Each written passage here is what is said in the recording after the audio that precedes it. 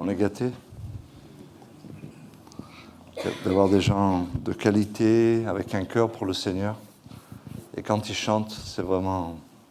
Voilà, c'est le Seigneur qui est révélé. Merci Juliette. Merci Nathanaël, merci Judy, Christophe. Merci Dario. Lui, c'est l'Ardèche qui nous révèle. En tout cas. Et puis, merci à Pasteur Johan d'être aussi souple et disponible et de laisser son pupitre. Comme ça, c'est un privilège pour Isabelle et moi d'être là aussi.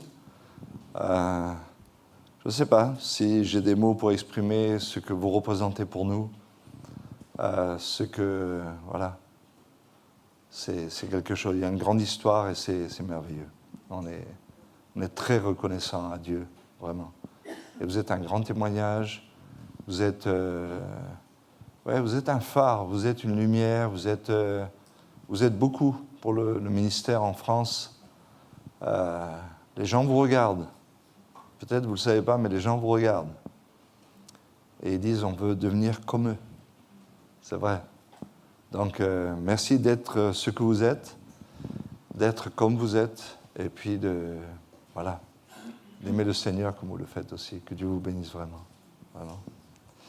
Ok, on va prier. Et puis, merci, Pasteur Johan, ce passage du psaume 50, c'était vraiment super, toute cette portion. S'attacher à Dieu, se donner à Dieu. Ouais, c'est ce qu'on disait aussi hier en substance. Dieu nous a donné le cœur du mariage, et puis l'homme, il a toujours cette tendance ensuite à développer tellement de choses autour que ça fait oublier Dieu quelque part. Et après, ce qui est autour devient c'est de la religiosité, c'est de la religion, mais le cœur n'y est plus, quoi.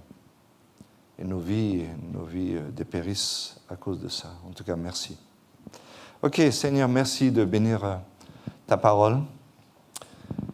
Elle est vraiment extraordinaire, elle est merveilleuse, elle est puissante, elle est tout ce dont nous avons besoin. Et rien d'autre que ça. Seigneur, je te prie de parler à nos cœurs pour ces quelques minutes encore et de nous faire du bien, de nous équiper, de nous défier, de nous encourager, de nous révéler ton cœur, afin que nous puissions marcher fièrement, la tête haute, Seigneur, parce qu'on connaît celui qui nous a sauvés, on connaît qui il est, on sait ce qu'il est capable de faire pour nous, et on sait aussi ce qu'il attend de nous. Alors merci de nous bénir maintenant au nom de Jésus. Amen. Amen. Ok, dans Ésaïe 55, versets 8 et 9, c'est un passage qui est important parce qu'il fait partie de ces passages, c'est un peu des pivots. Ça fait du bruit, je ne sais pas s'il faut que je fasse quelque chose. Je me le mette à l'oreille peut-être. Ça bougera moins. Non, ça va? Il me semblait qu'il y avait du bruit.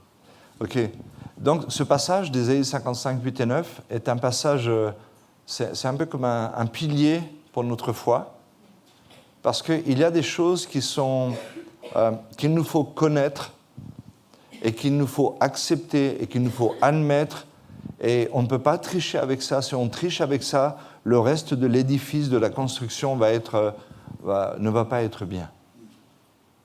Ici, il nous est dit, car mes pensées ne sont pas vos pensées. Et ensuite, et vos voix ne sont pas mes voix, dit l'Éternel. Autant les cieux sont élevés au-dessus de la terre, autant mes voix sont élevées au-dessus de vos voix et mes pensées au-dessus de vos pensées. Alors, si on le lit en passant comme ça, nos pensées ne sont pas les pensées de Dieu, etc. Mais si on s'arrête un peu et on dit, ok, ça veut dire quoi exactement? Eh bien, ça veut dire que naturellement parlant, il n'y a aucune relation possible, aucune connexion possible entre ce que le monde pense, ce que le monde dit, ce que les voix de ce monde, les pensées de ce monde et les voix et les pensées de Dieu. Pratiquement parlant, ça veut dire quoi? Ça veut dire que lorsque je m'approche de Dieu et que j'ai une pensée que j'ai construite dans ma vie, un raisonnement, une pensée que j'ai construite avant de connaître le Seigneur, eh bien cette pensée, elle est incompatible avec la pensée de Dieu. Parce qu'elle ne trouve pas sa source dans la pensée de Dieu. La pensée de Dieu, elle n'est pas seulement élevée en termes de « oui, Dieu est dans le ciel, moi je suis sur la terre, donc effectivement, il y a un problème d'altitude ». Non, ce n'est pas ça. Ça veut dire que la nature même de la pensée, le concept même de la pensée, l'idée, le but, n'a rien à voir avec nos pensées. Et donc, on doit en arriver à une conclusion, parce que quand on lit la parole de Dieu et que Dieu expose sa pensée envers nous, c'est pour que nous arrivions à une conclusion et à une décision et à un positionnement. La conclusion, c'est « Ok, Seigneur, je ne sais rien. Je ne sais rien. Rien. »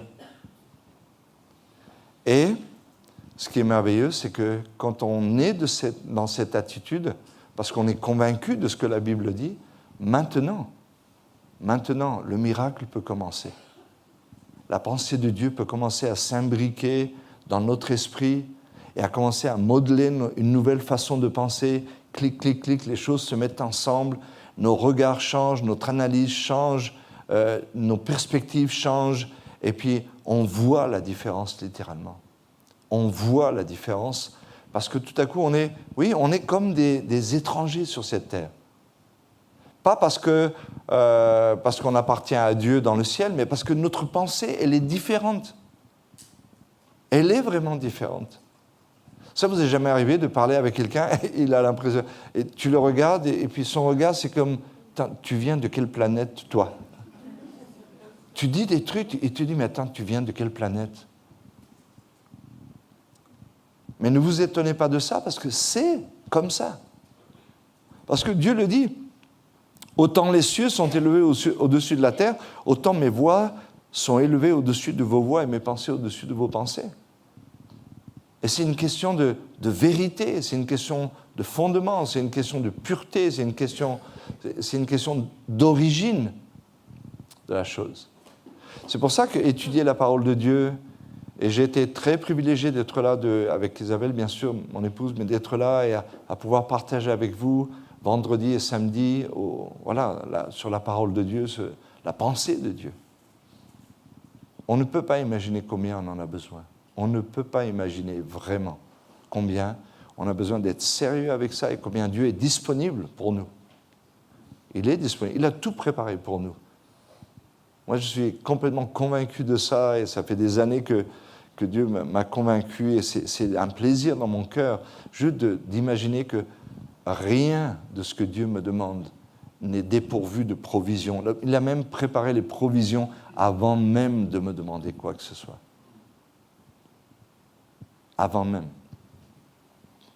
Donc, ces deux versets-là, je voulais les donner un peu comme introduction pour dire ok, la parole de Dieu, c'est tellement important et on a besoin d'accepter, de dire, ok, je mets de côté mes vieilles choses, Seigneur, remplis-moi de ta pensée.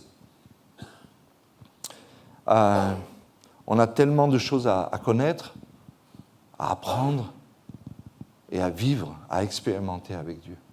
Tellement, tellement, tellement. Moi, après 41 ans, 41 ans de vie chrétienne, je ne dis pas que j'ai l'impression que je ne connais rien, même si des fois j'ai cette impression-là, mais ce qui m'étonne le plus, c'est qu'il y a encore tellement de choses à apprendre sur le Seigneur lui-même. Juste avec ce livre-là. Juste ce livre-là. Pas besoin de... C'est pas une bibliothèque, c'est pas une encyclopédie, juste ce livre-là. C'est incroyable.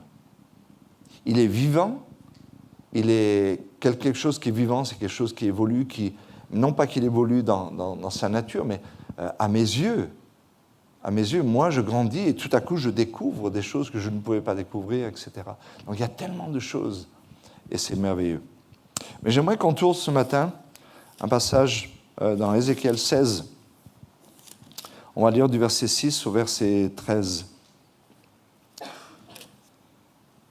J'ai parlé de ça quand j'étais au Bénin dernièrement, il y a 2 semaines, une semaine et demie comme ça. On a eu une conférence, une remise de diplôme, c'était vraiment très touchant de voir les gens qui s'attachent à la parole de Dieu, des gens qui prennent des cours à l'extérieur aussi, ils sont à 300 km, ils reçoivent les vidéos des cours avec un semestre de retard, mais ils reçoivent les cours. Il y en avait 3 qui étaient là pour un certificat de première année. C'est vraiment, c'était super. Vraiment, mon cœur est très touché. Il y a le projet de commencer une autre église à Calavi. Ils ont vu un terrain qu'ils veulent louer là-bas. Il y a le frère Paul qui va certainement s'occuper de ça. Donc je me suis vraiment réjoui et je bénis le Seigneur que les choses, justement, aillent de l'avant autour de la parole de Dieu. Pasteur Arnold, qui va venir bientôt, c'est un homme qui aime la parole de Dieu. Il aime beaucoup la parole de Dieu. Voilà. Donc, à partir du verset 6, c'est un passage assez particulier. On pourrait lire à partir du verset 4. Allez, à partir du verset 4. Alors, il parle de Jérusalem. Jérusalem. Il dit, à ta naissance, au jour où tu naquis, ton nombril n'a pas été coupé, tu n'as pas été lavé dans l'eau pour être purifié, et tu n'as pas été frotté avec du sel, tu n'as pas été enveloppé dans des langes. Nul n'a porté sur toi un regard de pitié pour te faire une seule de ces choses, par compassion pour toi. Mais tu as été jeté dans les champs le jour de ta naissance parce qu'on avait horreur de toi. Waouh, c'est horrible, c'est terrible. Alors, c'est imagé, hein, ça parle de Jérusalem, donc il y a un aspect purement poétique, imagé là-dedans. D'accord ? Et on verra plus loin même que c'est vraiment comme ça. Ensuite, il dit, je passais près de toi, donc c'est Dieu qui parle, je passais près de toi, je t'aperçus baigné dans ton sang, et je te dis, vis dans ton sang. Et je te dis, vis dans ton sang. Je t'ai multiplié par 10 milliers comme les herbes des champs, et tu pris de l'accroissement, tu grandis, tu devins une beauté parfaite. Tes seins se formèrent, ta chevelure se développa, mais tu étais nu, entièrement nu. Je passais près de toi, je te regardais, et voici, ton temps était là, le temps des amours. J'étendis sur toi le pan de ma robe, je couvris ta nudité, je te jurai fidélité, je fis alliance avec toi, dit le Seigneur l'Éternel, et tu fus à moi. Je te lavai dans l'eau, je fis disparaître le sang qui était sur toi, et je t'oignis avec de l'huile, je te donnai des vêtements brodés et une chaussure de peau teinte en bleu. Je te ceignis de fin lin, et je te couvris de soie. Je te parai d'ornements, je mis des bracelets à tes mains, un collier à ton cou, je mis un anneau à ton nez, des pendants à tes oreilles, et une couronne magnifique sur ta tête. Ainsi tu fus paré d'or et d'argent, et tu fus vêtu de fin lin, de soie et d'étoffe brodée. La fleur de farine, le miel et l'huile furent ta nourriture. Tu étais d'une beauté accomplie, digne de la royauté. Et ta renommée se répandit parmi les nations à cause de ta beauté, car elle était parfaite. Grâce à l'éclat dont je t'avais orné, dit le Seigneur l'Éternel. Verset 15, on va aller quand même jusque-là. Mais tu t'es confié dans ta beauté et tu t'es prostitué. Et à la faveur de ton nom, tu as prodigué tes prostitutions. À tous les passants, tu t'es livré à eux. Waouh! Grande histoire. Aussi élevée qu'elle puisse être profonde, basse, aussi dramatique que magnifique et extraordinaire. Et ça commence avec ce nouveau-né qui est jeté dans les champs parce que personne n'en veut, il est en horreur à tout le monde. Je ne sais pas ce que ça veut dire. Est-ce que ça veut dire qu'il était difforme? Est-ce que ça veut dire qu'il n'était pas agréable à regarder, certainement? Le cordon n'a pas été coupé, il n'a pas été lavé, il n'a pas été frotté avec du sel, et elle n'a pas été, c'était une fille, elle n'a pas été couverte, enveloppée de langes. Voir un bébé abandonné, c'est une chose. Voir un bébé dans cet état-là. Et ça existait, ça se faisait à l'époque. Quand une famille ne voulait pas, sur la décharge publique, ils jetaient leur enfant. Il y avait des mœurs assez particulières. Et donc, Dieu passe par là, et il va commencer une œuvre. Mais une œuvre assez intéressante qui nous interpelle et qui doit nous amener à comprendre les voies de Dieu. Effectivement, les voies de Dieu ne sont pas nos voies, et ses pensées sont bien au-delà, au-dessus de nos pensées. Et donc, dans ce passage ici, on va parler de l'œuvre de Dieu, et la première chose que nous voyons, c'est ce qu'on appelle l'œuvre divine de pré-salut. Pré-salut. C'est pour ça que c'est étrange.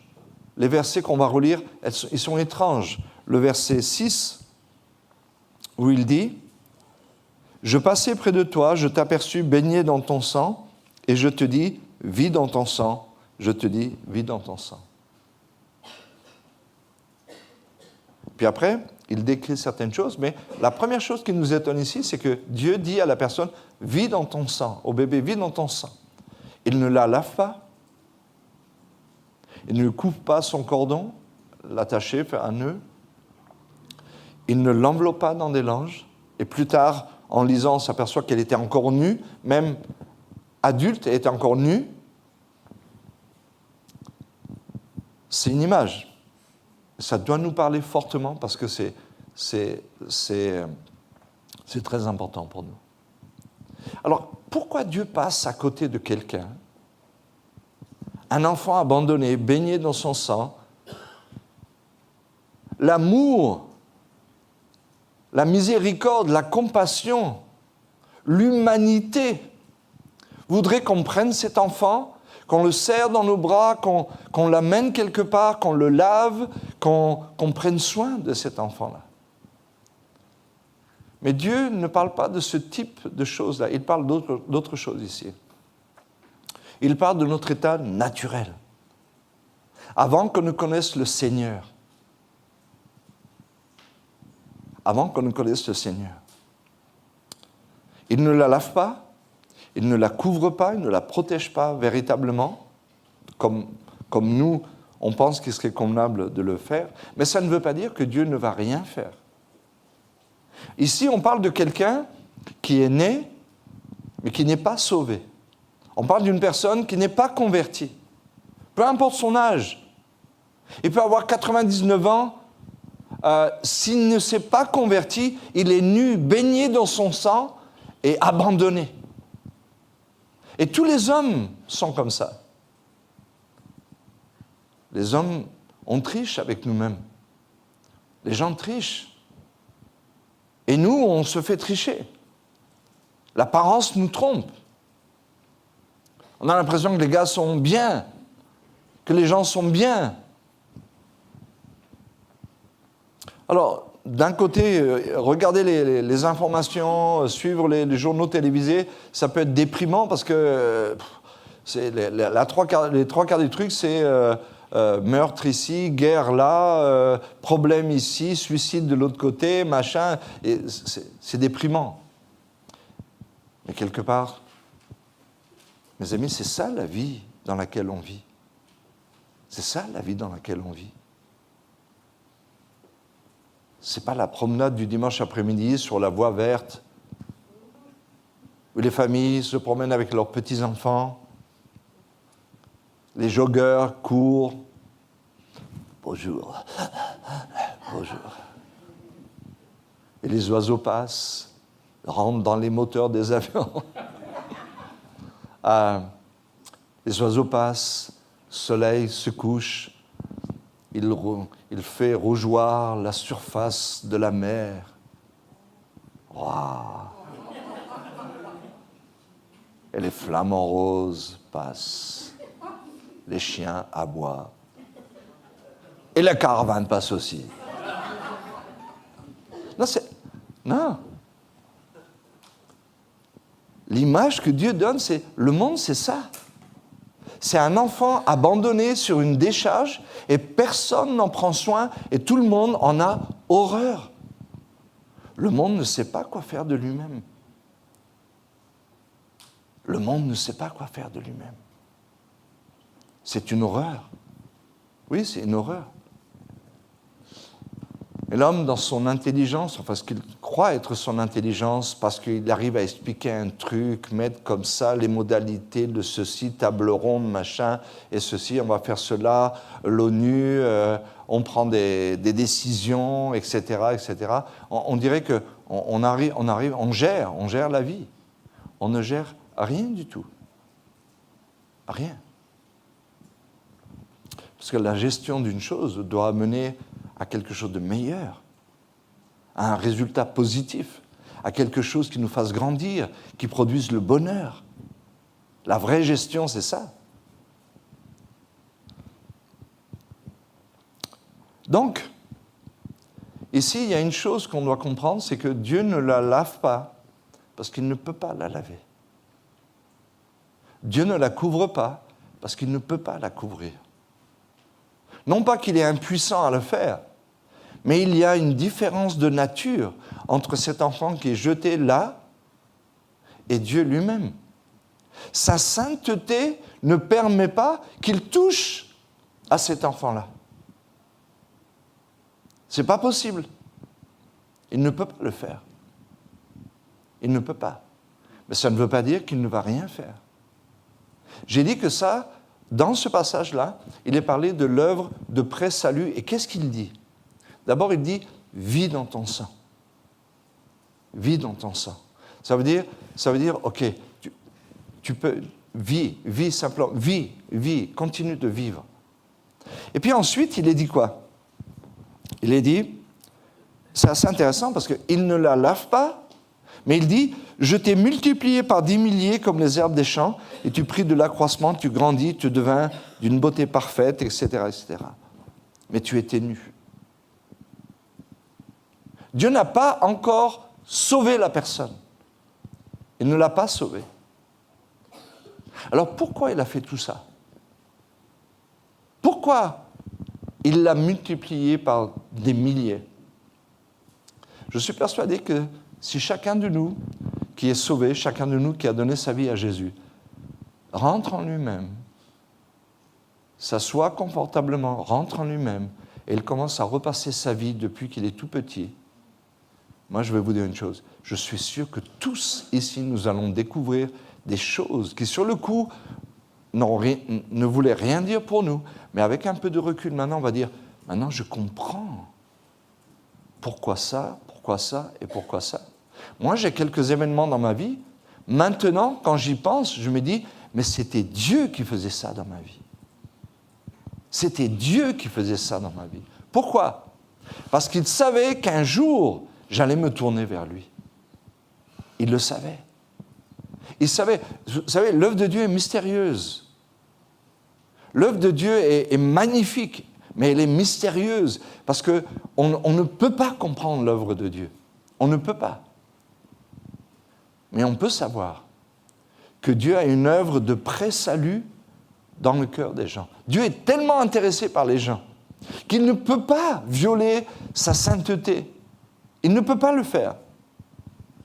Il ne peut pas. Mais il va tout faire. Il va initier dans les gens. Il va faire des choses. J'ai eu un accident quand j'avais 17 ans. La première fois de ma vie que je conduis une voiture. On était avec des copains, on zonait un peu, tout ça. Et puis, voilà, quelqu'un avait une 2 chevaux. Je lui dis, allez, prête-moi la 2 chevaux, je vais conduire. Bon, je prends la 2 chevaux. Première fois de ma vie que je conduis une voiture. Je me prends pour Fangio. On loupe un virage, on fait un plongeon de 10 mètres. Bon, pas le premier virage quand même. Déjà, je vous vois là. Non, quand même, j'avais conduit quelques kilomètres quand même. Mais en prenant un peu d'assurance, j'étais pas du tout assuré. On loupe un virage, c'était dans une descente comme ça. Bah, on s'est pris les arbres, c'était en pleine nuit, on s'est pris des arbres. Je me suis réveillé, je ne sais pas combien de temps après. Tout était noir. J'ai cru que j'allais mourir. Mon souffle commençait à se couper. Honnêtement, j'avais l'impression que c'était fini pour moi. Je ne savais même pas dans quel sens j'étais. Et j'ai lutté. Mon souffle a commencé à revenir. Puis après, voilà, sachant que j'étais plus ou moins en vie, je me dis, il y avait une amie à côté, celle à qui appartenait la voiture, et un copain derrière. Et tout à coup, j'ai dit, et Evelyne, et Denis, j'avais peur d'avoir tué des gens. J'avais peur. Et je commence à crier leur nom. Et puis, tout à coup, mes yeux commencent à s'accoutumer à l'obscurité. En plein bois, on était. Et puis, j'entends quelqu'un qui gémit. Et c'était Denis qui était derrière, donc le siège arrière. Et lui, c'était un psychopathe fini, drogué, enfin tout ce que vous voulez. Ok, je le sors de la voiture, on arrive à se regarder un petit peu, et puis il avait un peu de sang qui coulait du visage, mais c'était pas grand-chose véritablement. Mais lui avait peur, il se touche, il voit du sang, il commence à paniquer, mais malade, quoi.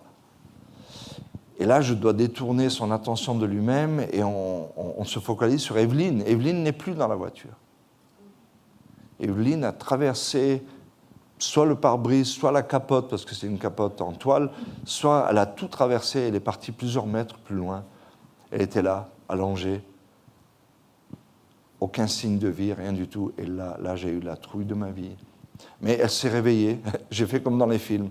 Papa, je lui ai donné des claques. Elle a fait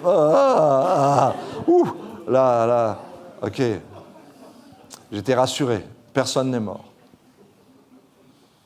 Personne n'est mort. Bon, je vous passe après tous les détails, etc. On était allé à l'hôpital, on était allé chercher un ami, etc. Bon. Mais sur le coup, tu te dis, waouh, j'ai eu de la chance. Mais pourquoi j'ai eu de la chance? Ça veut dire quoi exactement? Dieu savait qu'un an et demi après, j'allais être confronté à l'Évangile et j'allais recevoir l'Évangile.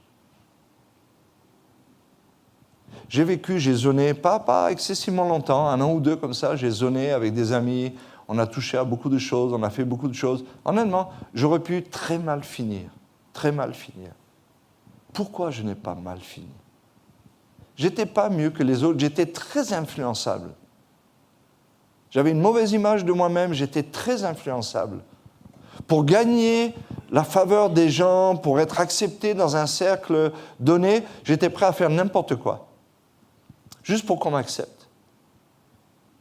On m'aurait dit, allez, va piquer ça au supermarché. Je serais allé faire ça. Je voulais qu'on m'aime, je voulais qu'on m'accepte. J'étais prêt à le faire. J'étais hyper influençable. Donc, j'aurais pu vraiment, vraiment mal finir. Mais ça n'a pas été le cas. Est-ce que, parce que moi j'étais plus intelligent, plus fort? Absolument pas. Mais j'entrevois à travers tout ça les œuvres de pré-salut que Dieu a fait dans ma vie. Il m'a gardé de ça, il m'a protégé ici, il m'a gardé encore de ça. L'assureur, quand il a vu la voiture, il a dit, mais c'est pas possible. Vous auriez dû être morts tous les 3. Elle a eu un traumatisme crânien, un poignet cassé, mon ami juste quelques égratignures, moi la même chose. Bon c'était on a dû me changer la tête, on m'a mis une nouvelle tête. Mais la sœur a dit, mais c'est pas possible. Et en contrebas, on a été arrêtés par des armes, mais en contrebas, il y avait encore un truc de 20 mètres qui tombait sur des caravanes de gitans qui étaient juste en bas, là. Les arbres. Pourquoi Dieu a mis des arbres, là? Hein? Comme le sycomore de Zachée. Bien avant, longtemps avant que Jésus ne passe par là, Dieu a permis qu'il y ait une semence qui arrive là. Elle pousse, elle devient un arbre, un sycomore. Et quand Jésus passe par là, Zachée, il regarde, il ne peut pas voir au-dessus des gens qui sont au-dessus de lui. Bam, il monte sur l'arbre. les œuvres de pré-salut. C'est mystérieux, moi je ne peux pas vous expliquer comment Dieu fait, et j'en sais rien. Je suis persuadé que tous, on peut regarder derrière nous et dire « Waouh, ça là, ça là, ça là ». Encore ce matin, je pensais à autre chose, mais c'est un peu plus personnel. Je disais « Seigneur, oh merci, vraiment, merci, merci, merci. » Et tout ce que je ne sais pas, que tu as fait dans ma vie, parce que tu savais qu'un jour, j'allais me tourner vers toi. Et c'est le deuxième point, justement. Le deuxième point est celui-ci. On passe un peu, hein, mais rappelez-vous, dans Jérémie 1,5, Dieu dit « Je t'ai connu dès le ventre de ta mère. Je t'ai connu. Je t'ai préparé parce que je savais quelle allait être ta réponse. Je savais comment tu allais te comporter. Je savais le moment même où il fallait frapper à ta porte et tu allais dire « oui ». Je savais. Et donc, la deuxième chose qu'on voit maintenant ici, c'est au verset 8. Ça, c'est très beau. Verset 8, il dit « Je passais près de toi, comme il passait près d'elle avant, mais il ne l'a pas touchée avant. Il a juste fait des choses pour elle, pour l'amener à quelque chose. Et au verset 8, il dit « Je passais près de toi, je te regardais, et voici, ton temps était là. » Quand la Bible dit que Dieu fait toutes choses belles en son temps, vous savez quoi? Il y a un temps pour chaque homme. Il y a un temps pour chaque chose. Il y a un temps. Et on est rassuré dans notre cœur de savoir qu'il y a un temps pour toute chose. Ça veut dire qu'un jour, ce monde que nous connaissons là, il n'existera plus. L'injustice sera détruite. La méchanceté sera complètement punie. Il n'existera plus de fléau. Ce sera fini. Ce sera fini. Cette terre a un temps. Et ce temps-là, il arrive au bout. Les gens se posent la question, et si Dieu était là, oui, si Dieu était là, pourquoi il ne l'a pas lavé? Pourquoi il n'a pas fait certaines choses? Je ne sais pas exactement.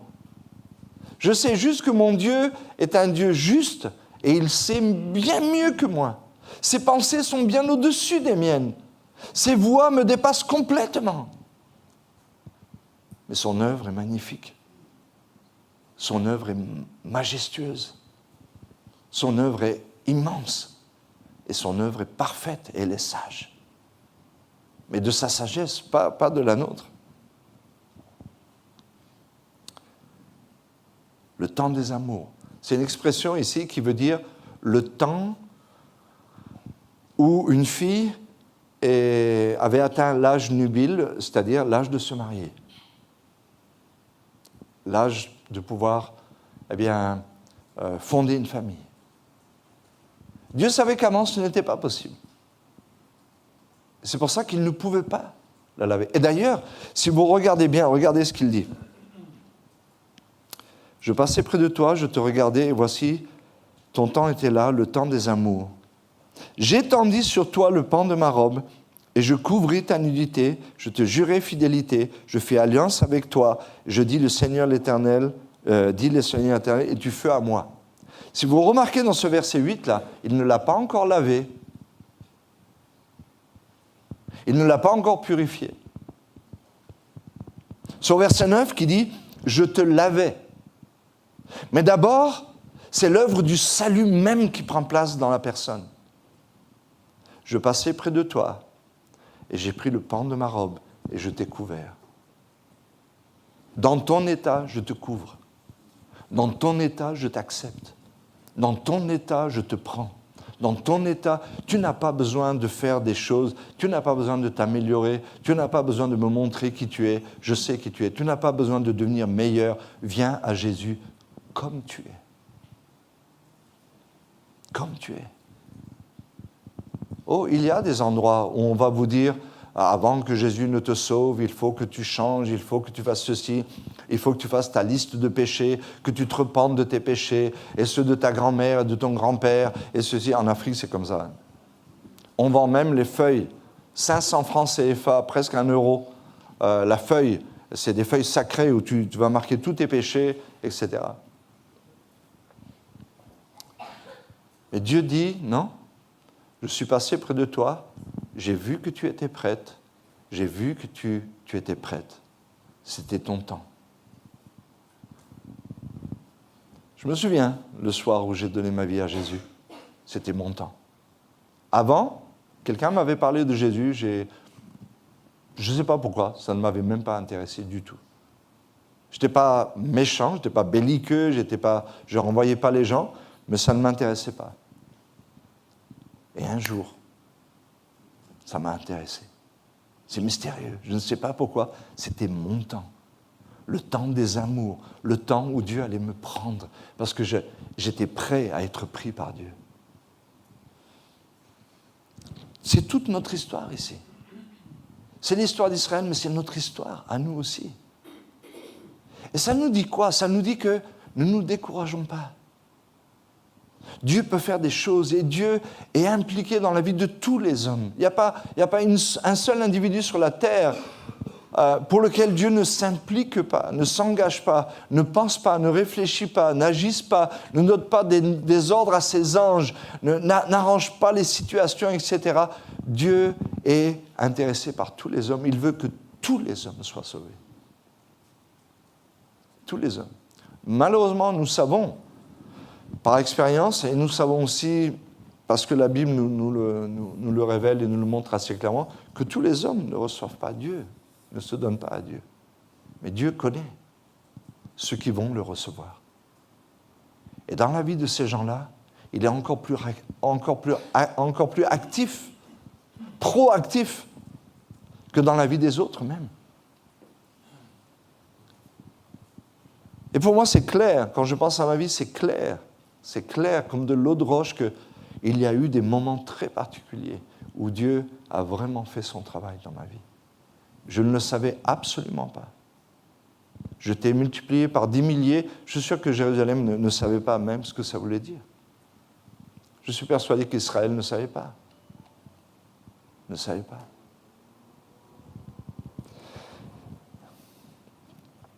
Je te lavai dans l'eau, je te fis disparaître le sang qui était sur toi,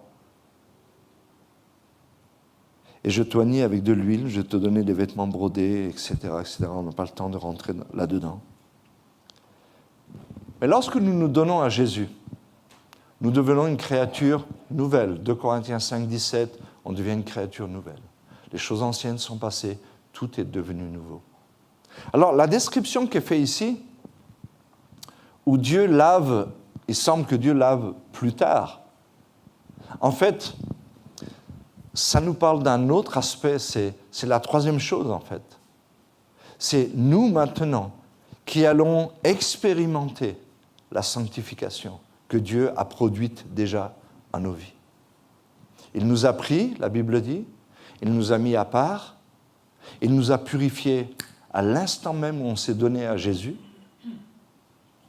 Il nous a pardonné de nos péchés. Il a fait de nous ses enfants. Il a fait de nous ses héritiers. Il a fait de nous les frères de Jésus. Il nous a introduits dans sa famille.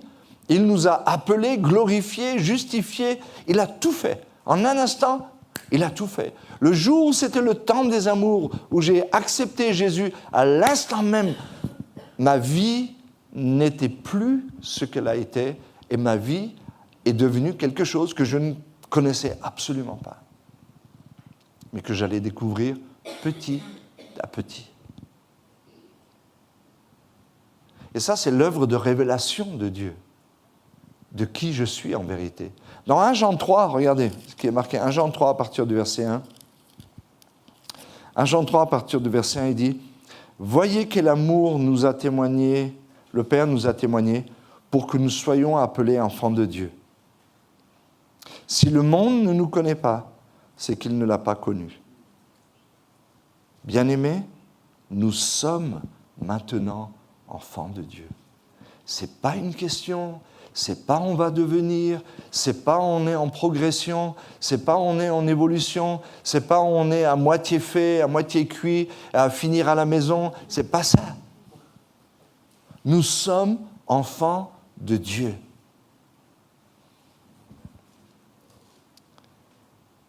Et il dit, Bien-aimés, nous sommes maintenant enfants de Dieu, et ce que nous serons n'a pas encore été manifesté.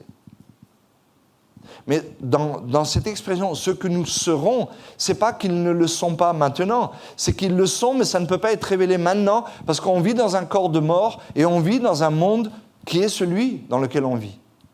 Avec des limitations, des faiblesses, de la souillure, avec de la pollution, avec toutes ces choses-là. Avec des dimensions étroites. L'infini, on ne sait pas ce que c'est. Même notre définition de l'infini, quelque chose qui n'a pas de commencement et qui n'a pas de fin, c'est ridicule. C'est rien, c'est tout ce que l'homme a pu trouver pour définir l'infini. Mais ce que nous sommes, nous le sommes déjà.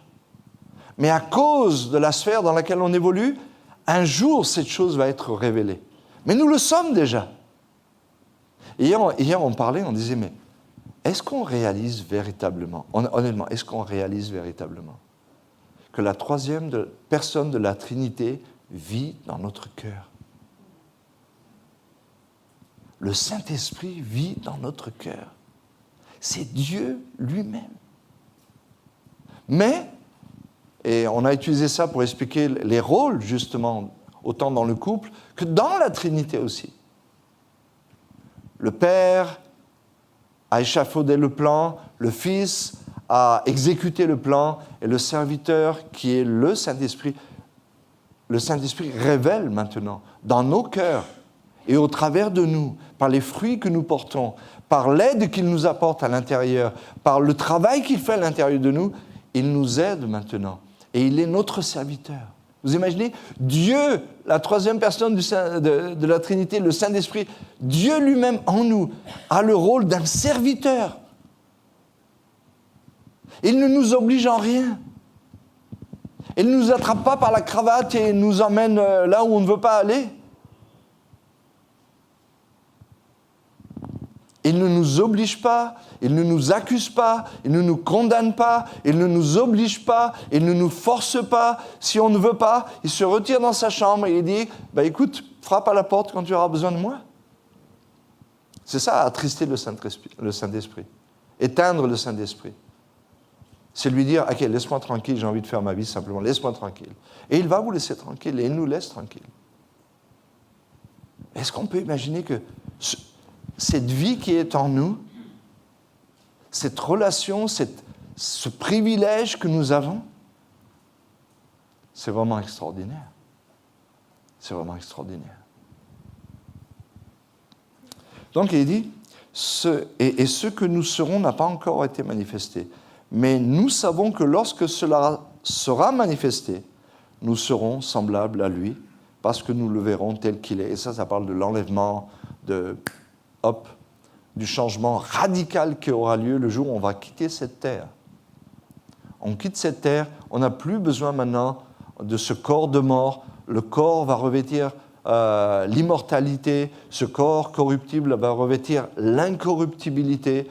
Et maintenant, tout sera tellement parfait que nos yeux vont s'ouvrir, on va voir Jésus, on se verra, et on dit, mais on est comme lui. Mais tu as toujours été comme lui. Mais le problème, c'est que parce que tu étais dans ce corps de mort, parce que tu étais dans ce corps corruptible, parce que tu étais dans ce monde tellement pourri, il y avait tellement d'obstacles, tellement de barrières, tellement de fumée, tellement de choses, tellement de méchanceté que même te regarder dans la glace, c'était compliqué. Tu ne te voyais pas véritablement. Tu ne peux pas te voir véritablement. Et Dieu prend le temps de nous révéler les choses.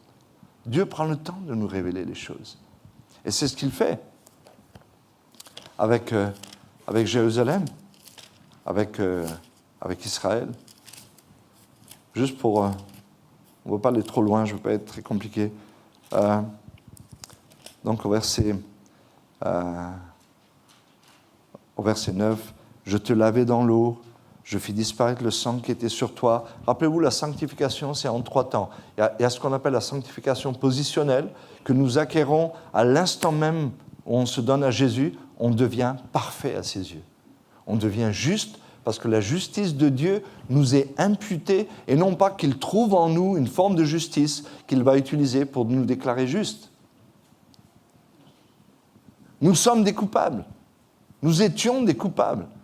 Et Dieu a dit, parce que c'était le temps des amours et que tu as accepté que je te prenne, alors maintenant, je te déclare juste de ma justice à moi. Et nous sommes purifiés, perfectionnés. Et on est parfait à ses yeux. Je te donnais des vêtements brodés, ça parle de robe de justice et toutes ces choses-là. Et Dieu nous révèle petit à petit. On apprend à découvrir ces choses petit à petit. On apprend qui on est. On apprend à se réjouir. On apprend. Vous savez, quand on se donne à Jésus, on est mal. C'est bien de se donner à Jésus, hein, mais on est mal. On vient à Jésus, c'est même pas un chantier. C'est tohu, bohu. C'est tohu, bohu. C'est le souk. C'est le bazar. On vient à Jésus, je ne sais pas, vous vous souvenez comment vous êtes venu à Jésus? Ah, si on avait pu prendre une photo de vous quand vous êtes venu à Jésus. Non, mais pas une photo comme les gens prennent la photo, mais une vraie photo, quoi. Peut-être tu ne te souviens pas, mais tu avais un gros truc ici. Tu en avais un autre qui sortait, qui partait en deux, comme ça. Tu marchais, ta marche, on te disait, attends, il va où? À chaque pas que tu faisais, on dirait que tu changeais de direction. Mais on était informe, on était vide, on n'avait pas de substance, on était malade de la tête aux pieds. C'est ce qu'on était. Et Dieu a fait tellement de choses pour nous. Mais on ne le sait même pas, ce qu'il a fait. On ne sait pas ce qu'il a fait. Et maintenant, il va prendre le temps de nous révéler. La sanctification positionnelle, après, il y a ce qu'on appelle la sanctification progressive. Et la sanctification progressive, ce n'est pas que tu vas devenir meilleur que ce que Dieu a fait de toi. Ce n'est pas ça. Ce qu'il a fait de toi, c'est parfait. Mais ça va... peut-être on devrait changer de terme. Ce n'est pas sanctification progressive, c'est révélation de la sanctification. Progression dans la révélation de la sanctification. Tout à coup, Dieu nous révèle. Parce qu'on le découvre, parce qu'on l'accepte, parce qu'on veut le croire. Seigneur, si tu dis que je suis parfait en toi, alors je veux croire ça. Et je veux que mon regard sur moi-même soit changé. Et tout à coup, tu apprends petit à petit à te regarder et à t'accepter. Et à t'accepter, chose que tu ne pouvais pas faire avant. À t'aimer. Aimez-vous. Aime-toi toi-même. Aime-toi. Il y a une part d'égoïsme dans tout ça. Aime-toi toi-même. Puis au verset 15, on a cette chose assez extraordinaire. Il dit, mais tu t'es confié dans ta beauté et tu t'es prostitué à la faveur de ton nom. Et tu as prodigué tes prostitutions à tous les passants. Tu t'es livré à eux. Ça nous enseigne quoi? Ça nous enseigne certainement la chose la plus triste de la vie chrétienne. C'est que celui qui a été acheté à un grand prix, celui qui a été perfectionné, celui qui a été justifié, celui qui a été lavé, celui qui a été aimé, celui qui a été introduit dans la famille de Dieu, transporté du royaume du malheur, de la détresse, de la condamnation, de la désespérance, il a été transporté dans le royaume du Fils de son amour comme la demeure finale. Et il est impossible de retourner ici. Pourquoi? Parce qu'il m'était impossible d'aller là-bas. C'est Dieu qui m'a pris et qui m'a mis là-bas. Et quand je suis là-bas, je peux sauter autant que je veux, utiliser des catapultes et tout ce qu'on veut. Je ne pourrai jamais arriver là-bas.